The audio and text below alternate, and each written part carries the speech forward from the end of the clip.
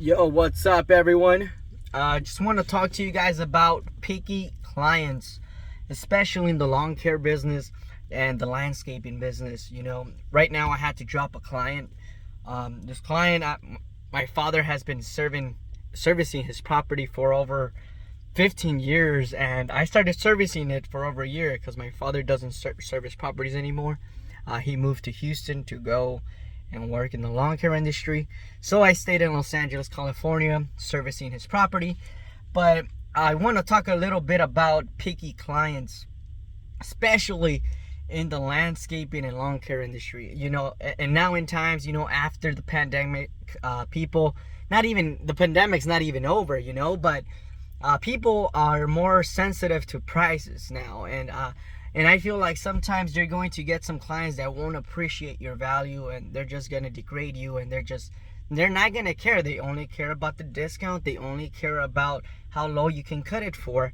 And so there's this client that I always made not changes to the schedule, but I was always letting him know, hey, for next month, I'm going to be there on a Wednesday and on this day and on this day, because it's 2 times a month. And he always got me the approval. I make sure I get an approval before I just make a switch. He said, man, that's great, that's good. So it happened several times where I show up to the property, like 5% of the property, 10% of the property you cut in the front, and then 90% is in the back. So I arrive at the property, I wasted gas, I hired a guy, and we arrive there, and he's not there. He's out in a different state. And I do understand if it happens once, I just let him know, hey, don't worry about it, I'll be here next time. But if it's the third and the fourth time, and then he starts blaming it on you, that, hey, you keep changing up your things, and I'm like, hold up, you approved the dates.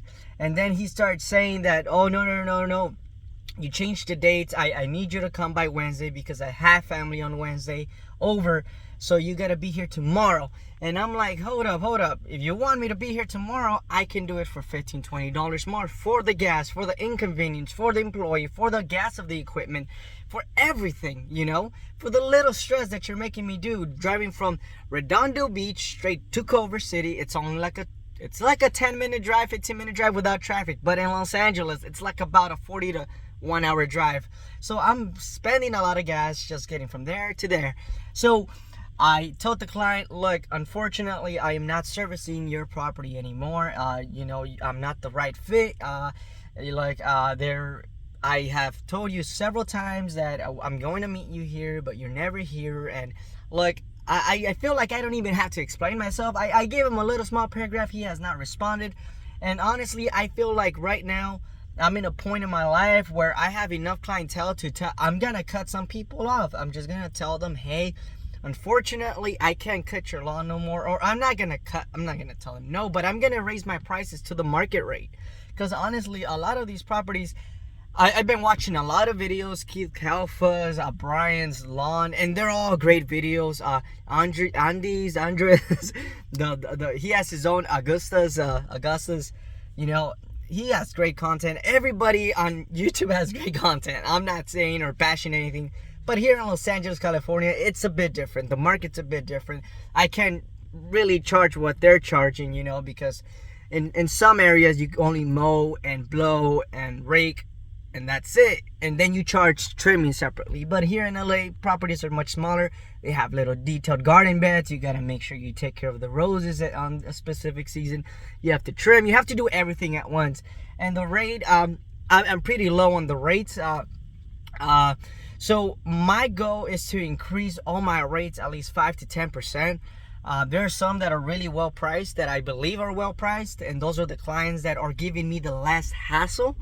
But there are some clients that are below the market, and I'm like, you know what? It's not even worth it anymore. I would rather lose some properties and have less on payroll, less people on payroll, and just make the same amount of money, So what are you guys doing in the landscaping business, in the lawn care business? What are you guys doing about the picky clients? Do you guys give them a second try, a third try? Or do you guys just raise prices? How do you get rid of them? I'm just curious, I'm only been doing this for about 2 years. My dad's been doing it for about 15 years, but I'm still learning, I'm still growing, and I want to learn more. Please let me know in the comments. I want to respond. I want to talk to you guys. I want to network with you guys. If you guys are in the lawn care industry, or if you guys are in Los Angeles, California, or anywhere in California, I want to know how you're pricing, how you're structuring your pricing, how you're structuring your business. Are you more focused in the density in the area of properties, or you do, I don't know. I'll see you guys in the comments. All right, have a wonderful day, you guys, and stay blessed.